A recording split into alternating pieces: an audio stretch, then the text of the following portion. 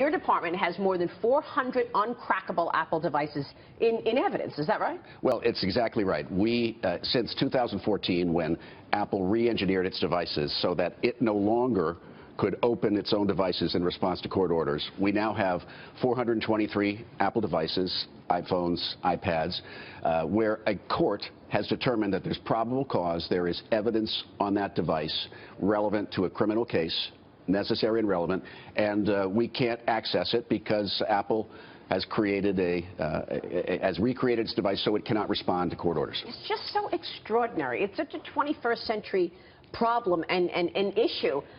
Talk to our viewers about the difference. I mean, they are worried about freedoms. They don't want their freedom of speech and their freedom of privacy to get impacted. And yet, you've got these phones sitting there at the Manhattan DA's office, and you know that there's evidence that can actually put away child pornographers or, people who are doing really bad things.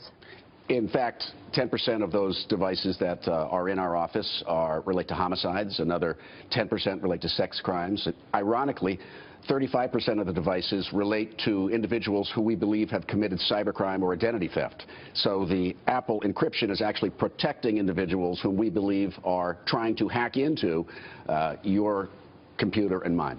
So, what do you do? Well, I think ultimately, first of all, we need to raise the level of awareness in the United States about what all this means.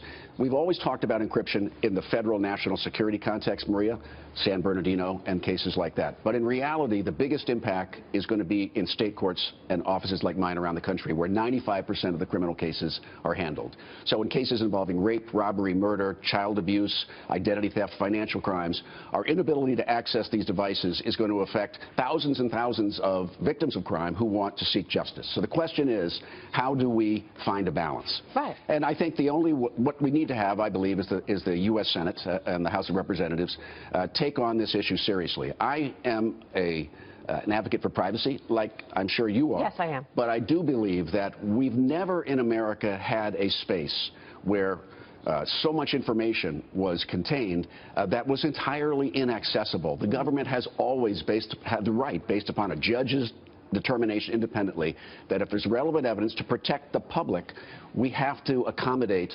that societal need. And we're really asking nothing new from what's happened previously. Banks, for example, didn't want to provide currency transaction reports when people moved cash in and out of the banks. But we knew that criminals were doing that. So the banks had to adjust. When the telephone companies moved from copper wire to cable in 1994, they didn't want to provide an access point for law enforcement to tap into phone calls with a court-ordered warrant. But we know people were using the phones and doing drug deals and committing crimes. So we accommodated it. A balance was struck. Right now, the problem is that there are no rules in this space. Apple and Google control 96% of the world smartphone market, and they've decided that they know where to draw the line between public safety and privacy, and they know better than anywhere else, and they've drawn it coincidentally at that point, which happens to serve their economic interests. Wow. This is an extraordinary moment because it's impacting national security, and yet we're not coming up with the middle ground, a balance, where when the phone and when the impact to privacy affects things like rape, murder victims, etc., can't we come to a middle ground? I believe we can, and I believe with a strong presidential leadership we can.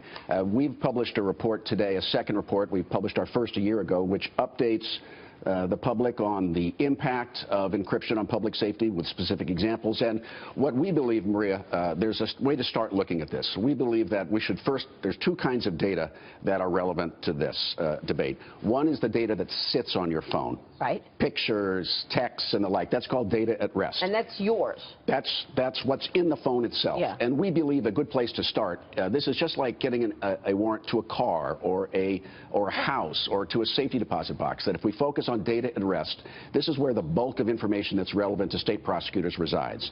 We then have to look at the issue of data in motion and how and if we can access in the cloud. Yeah, and in a way that both protects privacy, but also we all have to understand that we have an obligation in this country to protect our citizens. And when we create a space which is intentionally designed to prevent government from protecting its citizens, the government has to step in and find a reasonable balance. I think we can. I regret that the last administration didn't really lead in this area. I think it's the result that the result was that the Senate and the House didn't have the administration backing to move forward. I'm hoping moving forward that we'll have a reasonable, rational discussion about this, and that the tech and government have to find a solution to this, or we're going to have continued incidents of crime where we can't access devices, or another terrorism attack with information on the phone.